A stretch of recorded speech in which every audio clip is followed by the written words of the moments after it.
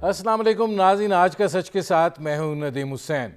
पाकिस्तान के अंदर इस वक्त एक आइनी बहरान है। आइनी ओहदों के ज़रिए जिस तरीके से आइन की अपनी मर्ज़ी के तहत तशरीह की जा रही है, उस पर शायद आइन भी कह रहा है कि मेरे ऊपर रहम करें।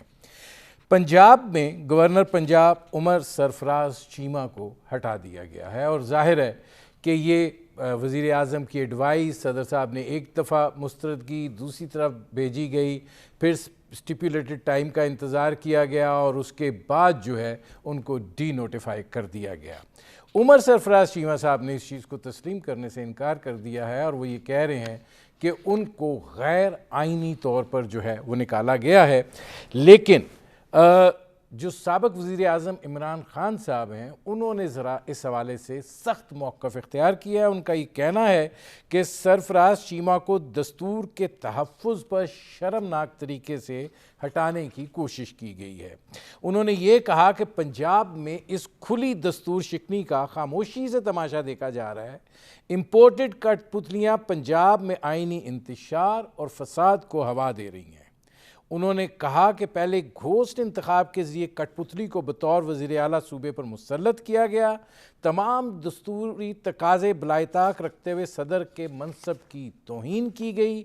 उनका ये भी कहना है कि लाजिम है कि अदालत उज़्मा जो है वो सूरत हाल की नज़ाकत के पेश नज़र मामले को अज़ खुद देखे, ताकि पंजाब में ज़मीर फ़रोशों का मामला भी बिला ताख़ीर अंजाम तक पहुँचाया जा सके। लेकिन सदर पाकिस्तान जो हैं वो भी वही चीज़ कर रहे हैं जिस तरीके से जो आइनी ओहदों पर फाइज उनके लोग थे उन्होंने किया, और फिर उसके नताइज जो हैं स्पीकर से लेके डिप्टी स्पीकर से लेके गवर्नर पंजाब तक ख़ुद वज़ीर आज़म साबिक इमरान ख़ान साहब मुतसादिम होते रहे। इमरान ख़ान साहब जो हैं, यकीनन आपकी फॉलोइंग जो है वो मौजूद है। अगर आप कोई तहरीक अदम एतमाद के ज़रिए हटाया गया है तो अवामी रास्ता आपके पास है, आप उसको इख्तियार भी किए हुए हैं। फिर इंतखाबी रास्ता भी आपके पास है जिसमें आप जाएंगे और उसमें अगर आपको वोट मिलते हैं तो आप दोबारा वापस आ जाइए। लेकिन इस तरीके से क्या ये सारी चीज़ें जो हैं ये आइन के वाक़तन मुतसादिम हैं, और जो रवैया इख्तियार किया गया है क्या ये गैर आइनी है, और इस हवाले से आइन जो है वो क्या कहता है, इस पर करेंगे बात। आपका अपने मेहमानों से तारुफ़ करवाते हैं। हमारे साथ मौजूद हैं सरदार लतीफ़ खोसा साहब, मुमताज़ माहिर कानून हैं। हमारे साथ मौजूद हैं इरफान कादिर साहब, साबिक अटॉर्नी जनरल रहे। लतीफ़ खोसा साहब, ज़रा ये फरमाइएगा कि ये जो पंजाब वाला मामला है, इसमें अगर आप आइन के आर्टिकल 101 की जो है शिक 3 जिसका हवाला दिया जा रहा है बार बार, अगर आप उसको पढ़ें, मैं आपको पढ़ के सुना रहा हूँ कि गवर्नर सदर की खुशनुदी हासिल रहने तक अपने ओहदे पर फाइज रहेगा और ऐसे मुशायरे भत्तों और मुराद का मुस्तहिक होगा जो सदर मुतय्यन करे।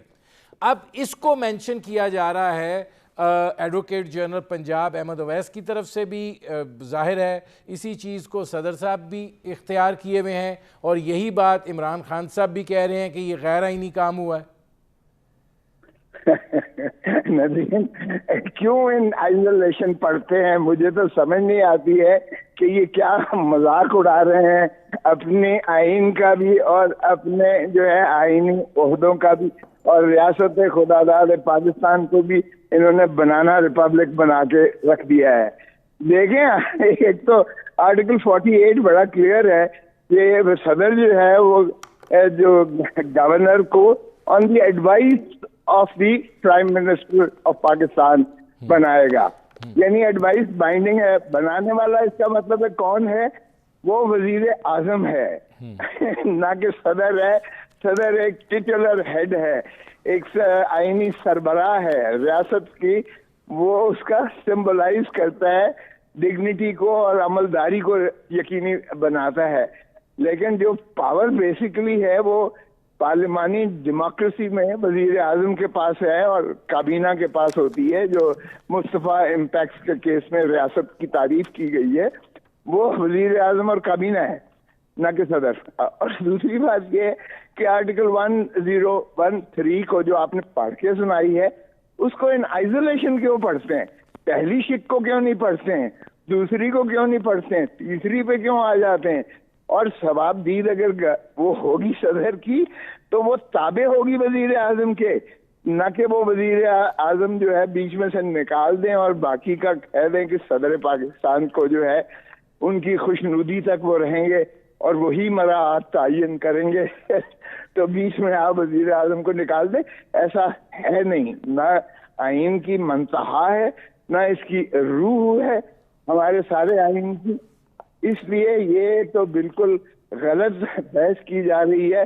ठीक है, मैं इसमें एक राय इरफान कादिर साहब को भी मैं ले लूं, लतीफ़ खोसा साहब, फिर इस पर ज़रा आगे बहस करते हैं, क्योंकि आपने अब इसमें इरफान कादिर साहब ये फरमाइएगा कि जो शिक 1 है वो ये कहती है कि हर सूबे के लिए एक गवर्नर होगा जिसे सदर वज़ीर आज़म के मशवरे पर मुकर्रर करेगा। लेकिन जब ये आ जाए और वाज़े तौर पे आ जाए जिसको ये कहा जा रहा है, मतलब ग्राउंड ये इस्तवार की जा रही है कि गवर्नर सदर की खुशनुदी हासिल रहने तक अपने ओहदे पर फायज रहेगा, तो फिर ये कैसे इसको देखा जाए?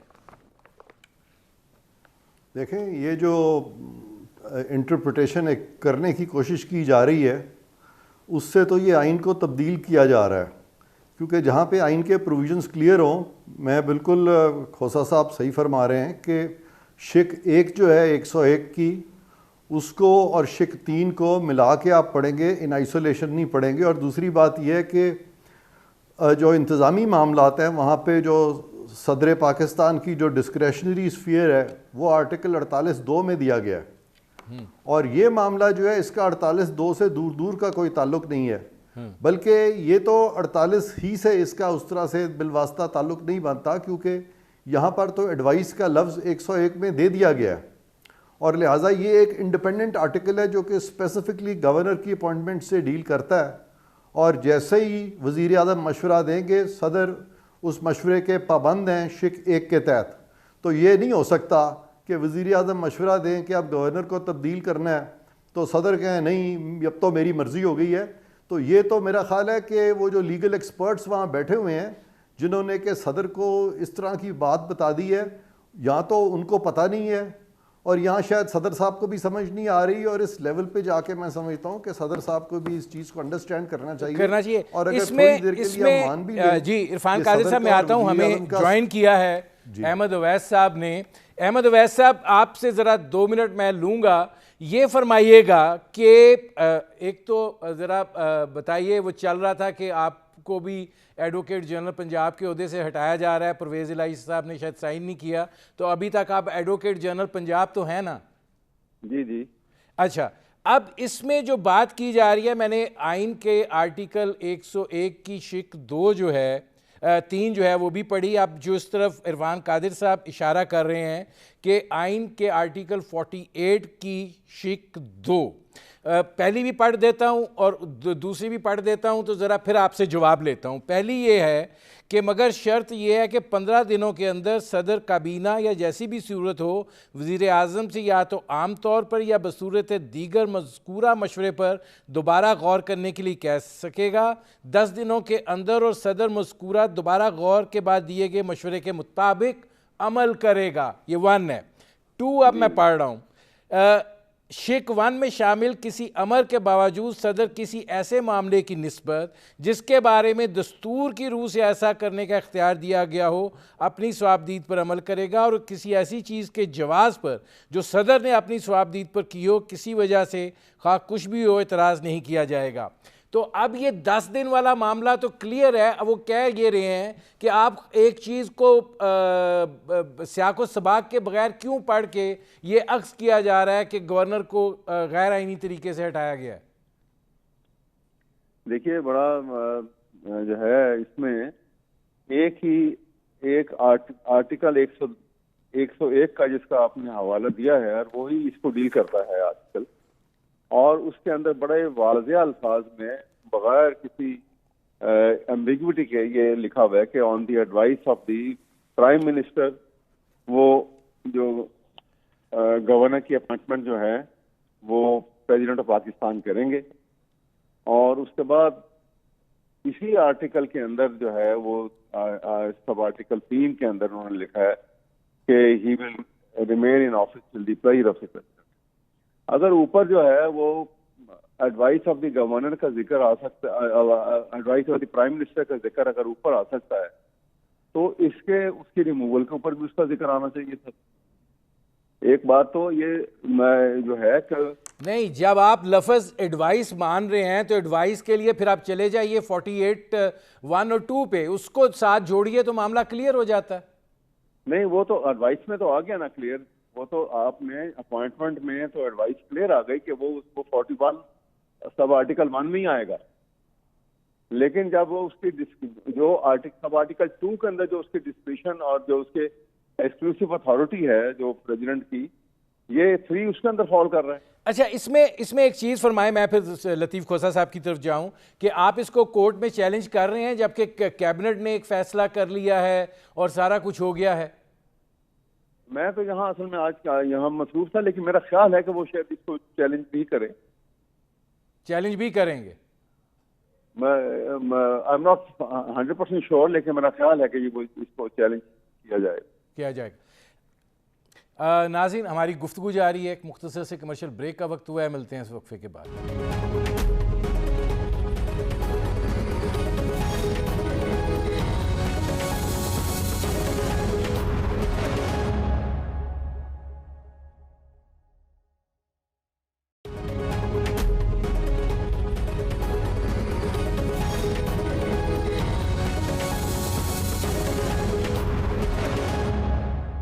Welcome back. लतीफ़ खोसा साहब, आपने बात सुनी अहमद अवैस साहब की, वो 1 और 3 पर जो है वो कायम हैं और वो ये बात कह रहे हैं कि जनाब वो आपके आर्गूमेंट को तस्लीम करने के लिए नहीं तैयार। देखिए, एक बात तो मैं बड़ी खुल के नदीम हुसैन आपको बता दूं कि ये कभी नहीं जाएंगे अदालत में। इनको पता है इनके साथ क्या होगा अगर ये अदालत में गए। ये इसको एक पॉलिटिकल गिमिक के तौर पर इस्तेमाल करेंगे और अदालत को कहेंगे कि आप सुओ मोटो लें। ये कभी नहीं जाएंगे, इन्हें पता है इसमें कोई इबाहम वाली बात नहीं है। बसंत अदब अवैस साहब से हमारे दोस्त हैं, लेकिन जाहिर है कि वो पीटीआई की जबान बोल रहे हैं इस वक्त, और पीटीआई की जबान ये है कि मैं ना मानूं, आप जो मर्जी कर लें, मैं ना मानूं। और फिर दूसरी बात ये, क्या फर्क हुआ अगर उन्होंने कहा मुझे निकाला क्यों, ये भी कह रहे हैं मुझे निकाला क्यों और साजिश से निकाला गया, और वो कह रहे हैं मैंने निकलना नहीं है, इसलिए ये मजाक बना दिया है इन्होंने। रियासती के आदाब भी होते हैं, ये रियासती ओहदे हैं जिनका खुदारा तकद्दस कीजिएगा, एहतराम कीजिएगा अगर आपने पाकिस्तान को चलने देना है।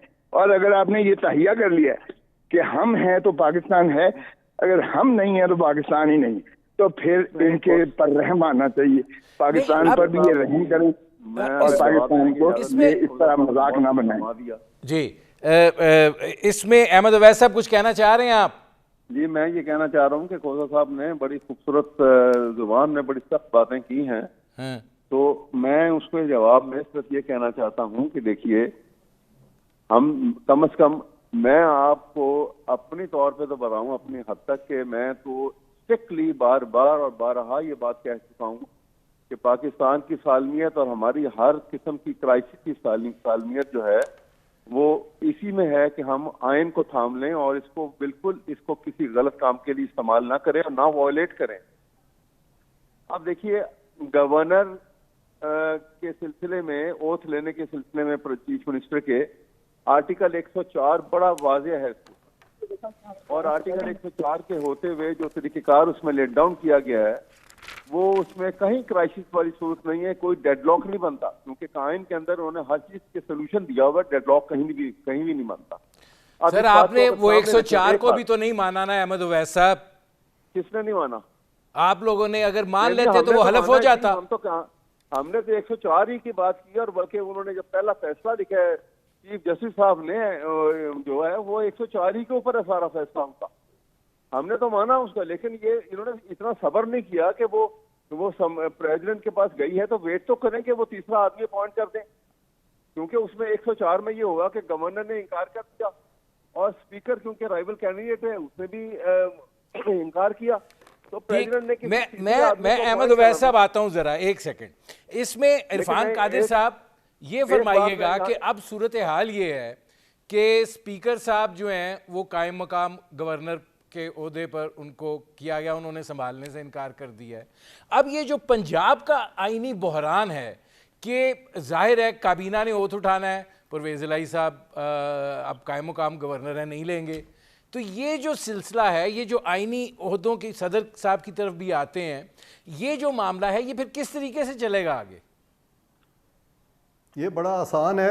सबसे ज़्यादा ये पीटीआई का मौक़िफ़ जो है, अवैस साहब का मौक़िफ़ मुझे सुनने का मौका मिला है कि अवैस साहब से आप ये पूछें कि इमरान ख़ान साहब को जो हटाया गया है ये आईनी तरीका था, और अगर इमरान ख़ान साहब को भी गैर आईनी तरीके से हटाया गया है तो वो क्यों नहीं वहाँ बैठे हुए उस जगह पे, वो क्यों चले गए हैं वहाँ से, प्राइम मिनिस्टर हाउस क्यों छोड़ गए हैं, और गवर्नर साहब जो हैं वो क्यों नहीं छोड़ रहे, और स्पीकर साहब क्यों छोड़ के चले गए थे, और दूसरे स्पीकर साहब क्यों छोड़ के चले गए थे। तो इनका तो सारा जो मौक़िफ़ है वो ये है कि इमरान ख़ान की हुकूमत जो है उसको एक कॉन्स्पिरेसी के तहत एंटी स्टेट एलिमेंट्स ने निकाल दिया है, तो फिर ये क्यों इस चीज़ को मान के आराम से घर चले गए हैं। तो अगर ख़ान साहब घर चले गए हैं तो बाकी जो इनके जो हवारी हैं सारे वो किस वजह से वहाँ बैठे हुए हैं। तो ये चीज़ जो है न सिर्फ कि ये ख़िलाफ़ कानून है बल्कि ख़िलाफ़ मंतक भी है और ख़िलाफ़ एथिक्स भी है। और अब जो अगली बात उस पर जो देखने वाली है वो ये है कि आपने फरमाया कि पंजाब में अब क्या होगा।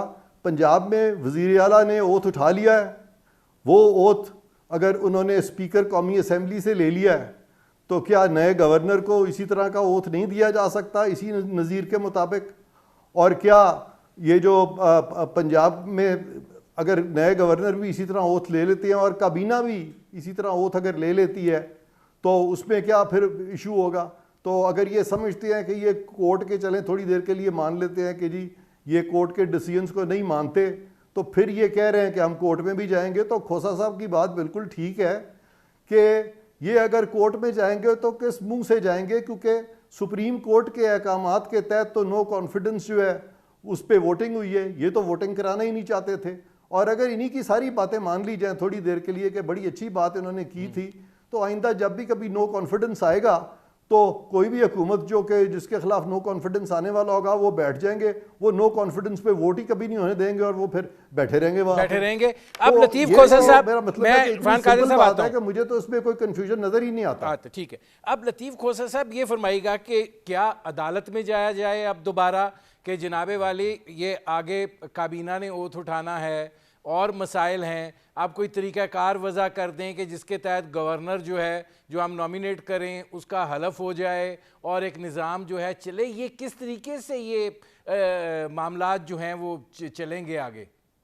देखें नदीम, एक तो ऐसा मजाक है, ऐसी कोई सोच ही नहीं सकता था 1973 के आइन फ्रेमर्स ने, या उसके बाद 2010 में 18वीं तरमीम जिसमें मैसिव तब्दीलियां की गई, इसको उन्होंने केटर फॉर करना इसलिए मुनासिब न समझा या उन्होंने दरखोरे इतना किया कि ये सोच ही नहीं हो सकती थी कि इतनी हट दर्मी भी होगी कि नहीं मैं ना मानूं और मैं तो चिपका रहूंगा, मैं तो गवर्नर हूं, मैं तो सदर हूं लेकिन आइन को नहीं मानता, मैं बादशाह सलामत हूं। ये सदर नहीं था हो सकता। अदरवाइज जो आइन में लिखा हुआ है वो स्पीकर लिखा हुआ है कि अगर गवर्नर बावजूद अपने फराइज मनसबी अदा करने से कासिर होगा तो स्पीकर जो है एक्टिंग कायम मुकाम गवर्नर बनेगा। तो वो स्पीकर भी नहीं मान रहा ना सर। आप ठीक कह रहे हैं। अब इसी तरह हुआ हाई कोर्ट में भी ये हुआ, तो हाई कोर्ट ने एक नॉमिनेट किया उसको, क्योंकि any person could be nominated, तो उन्होंने स्पीकर कौमी असेंबली को नामजद किया और उन्होंने स्पीकर ने आगे और ये हल्फ दे दिया। इसलिए अब भी ऐसा ही जैसे इरफान कादिर साहब कह रहे हैं, इसमें कोई कबाहत नहीं है, कोई स्टेट ऑफ इम्पैस नहीं आएगी, कोई आइन को मुअत्तल नहीं होने देगा, कोई क़यामत नहीं आ जाएगी। अलबत्ता इन्होंने एक बयानिया बनाया हुआ है मोहतरम इमरान खान साहब ने, और उनके सारे जो माशाल्लाह नीचे तक केयर है वो उस पर अमल जारी कर रहे हैं। मुझे खोसा साहब एक ब्रेक लेना पड़ रहा है, मैं वापस आता हूँ। नाज़रीन, हमारी गुफ्तगू जारी है, मुख्तसर से कमर्शियल ब्रेक का वक्त हुआ है, मिलते हैं इस वक्फे के बाद।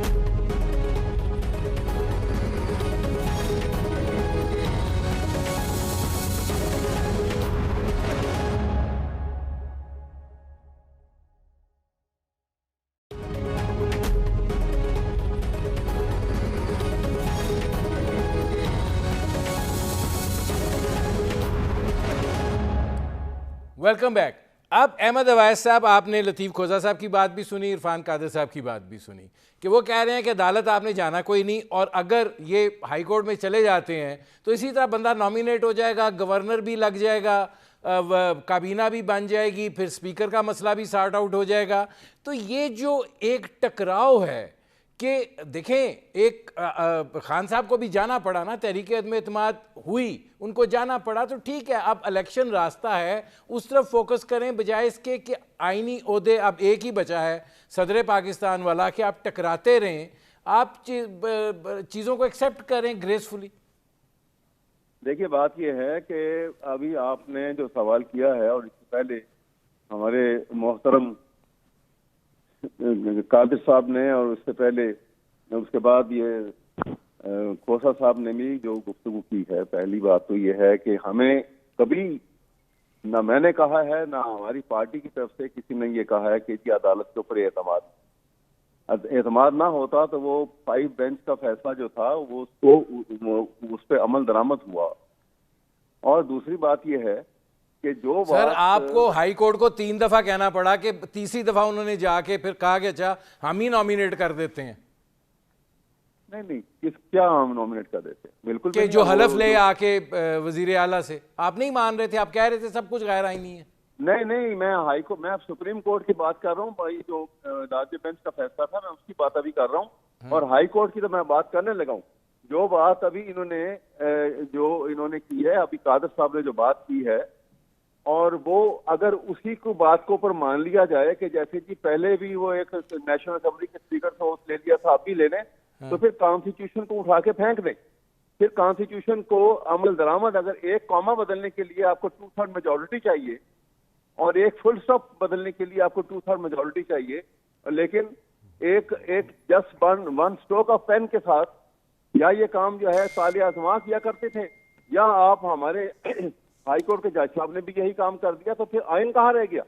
ठीक है, अगर अब से चलेंगे तो ठीक है, ठीक है अहमद वैसा मेरे पास चूंकि वक्त कम है, मैंने ये लेना है इसका जवाब भी। इरफान कादिर साहब क्या कहेंगे आप?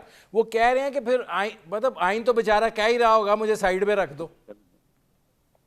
देखें, वैस साहब ने ना तो अदालत को मानते हैं ना आइन को मानते हैं, और फिर ये कह रहे हैं कि मैं भी आइन के ख़िलाफ़ बात कर रहा हूँ, अदालत भी आइन के ख़िलाफ़ बात कर रही है, और आइन ख़ुद भी अपने ख़िलाफ़ बात कर रहा है। तो ये तो नहीं हो सकता ना कि आइन सिर्फ इन्हीं को समझ है, बाकी तो अदालतों को भी आइन नहीं आता, हमें भी नहीं आता, जितनी पाकिस्तान की पॉलिटिकल एलीट है, जितनी पार्टीज़ हैं उनको भी नहीं आता, जितने अहले इल्म है, जितना मीडिया है, किसी को भी आइन नहीं आता, आइन सिर्फ इन्हीं को आता है।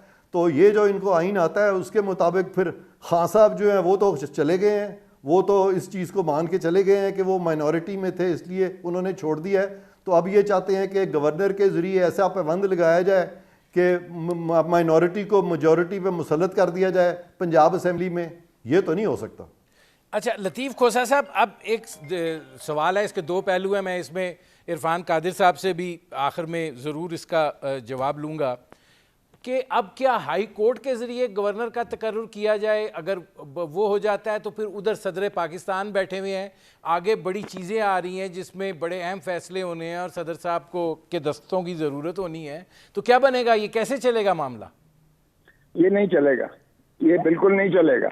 देखिए, ये जो है इन्होंने तहैया कर लिया है। एक तो सदर पाकिस्तान को जाहिर है आप हटा नहीं सकते हैं, क्योंकि वो 2/3 पार्लियामान की यानी अददी टोटल स्ट्रेंथ पर आप उसको रिमूव कर सकते हैं, और वो 2/3 नेशनल असेंबली और सेनेट की है नहीं ऑपोजिशन के पास, क्योंकि सेनेट से ये मुस्ताफी हुए नहीं है, और नेशनल असेंबली से अगर 123 या 124 MNAs जो हैं ये न भी हिस्सा लें तो भी 2/3 ऑपोजिशन के पास नहीं बनती। लिहाजा खालिद अलवी साहब बराजमान हैं, चाहे वो बेइज्जत होते रहें और चाहे वो रियासत को बेइज्जत करते रहें, लेकिन मैं ना मानूं, उन्होंने हर चीज में इसी तरह से रुकावट और रखने डालने हैं, धज्जियां उड़ानी है, उन्होंने तबाह कर देना है इस रियासत खुदादाद पाकिस्तान को, लेकिन वो इसको चलने नहीं देंगे। ये आपकी बात 100% ठीक है। अब आइन में ठीक कह रहे हैं, आइन में सिर्फ ये है कि अगर गवर्नर बावजूद अपने कार्य फराइज मनसूबी अदा नहीं कर पाता तो स्पीकर होगा, उसके बाद नहीं है कुछ भी। स्पीकर अब आपने देख लिया कि उसने कहा मैं तो नहीं देता, और सदर साहब ने कहा मैं मुस्तरद करता हूँ दूसरी समरी गवर्नर के खिलाफ, इसलिए कि गवर्नर ने कोई ऐसी फेल नहीं किया जिससे ना कोई अदालती फैसला है उसके खिलाफ, लिहाजा गवर्नर को मैं नहीं हटाता। तो ये आप देखें, ये ऐसी एक स्टेट ऑफ इम्पैसे क्रिएट कर दी है इन्होंने कि उसमें अब आपको एक और रास्ता वही जो अदालत ने किया है, ताकि तातुल ना हो, रियासत ना रुके, आइन पर अमलदारी यकीनी बनाई जाए। और उसमें यही है कि जब प्राइम मिनिस्टर ने लिख दी दूसरी समरी तो वो वाजिब हो गया और डी नोटिफाई भी गवर्नर हो गए और सारी रियासती अदारों ने भी उसे तस्लीम कर लिया। अब ये तो कहते हैं अदालतों को भी नहीं मानते, और ये कहते हैं हम अस्करी क़यादत को भी नहीं मानते, ये कहते हैं ऑपोजिशन होगा। मेरे पास अब आखिरी 1-1.5 मिनट है, इसमें इरफान कादिर साहब, सदर साहब का जो अब ये मामला है, ये जो लतीफ़ खोसा साहब बात कर रहे हैं, वो तो फिर इसका मतलब है कि हम स्टॉल पे आ जाएंगे एज ए रियासत। देखें, इन हालात में जब एक लाकानूनियत फैल जाए और जो लोग टॉप ऑफिसेज में हैं एक दूसरे की ना माने, तो अगर तो हम अदालती फ़ैसलों को देखें तो अदालती फ़ैसले तो ऐसे मौजूद हैं जो वो कहते हैं कि जो मुनज़्ज़म क़ुव्वत है उसको सामने आना चाहिए, और फिर अदालती फ़ैसले ये भी कहते हैं कि अगर मुनज़्ज़म क़ुव्वत जो है इस तरह से बीच में आएगी तो उनको सज़ाए मौत भी दे दी जाए। तो अदालती फ़ैसले तो दोनों तरफ हैं। अब क्या इन हालात में अदालत ख़ुद सेंटर स्टेज पे आ जाएगी और गवर्नमेंट को टेक ओवर कर लेगी? तो उसकी इजाज़त आइन नहीं देता।